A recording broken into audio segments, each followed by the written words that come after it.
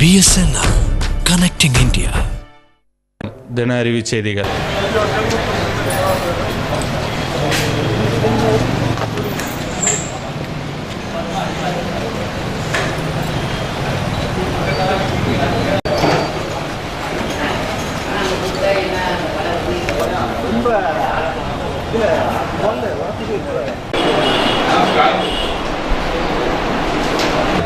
பாருன்னு படிச்சுக்கிட்டு இருக்கிற பையனை கூட்டு போய் சும்மா ஜிம்முக்கு போயிட்டு வந்த பையனை இந்த மாதிரி ஒரு ராசாக்குமாரி ஒரு ஆளை கொண்டு வந்து ஸ்டேஷனில் கொண்டு விட்டுட்டாரு.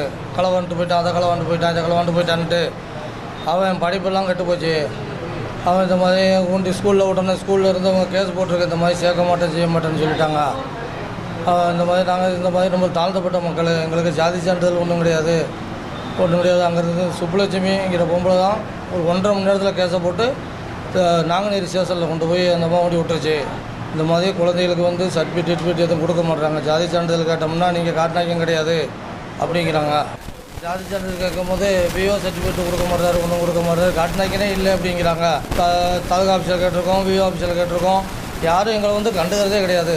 ஜாதி சான்றிதழ் கேட்டோம்னா இந்த இடமே இல்லை அப்படிங்கிறாங்க. நெல்லை தூத்துக்குடி மாவட்டத்தில் ஒரு 5000 பேர்கிட்ட இருப்போம்.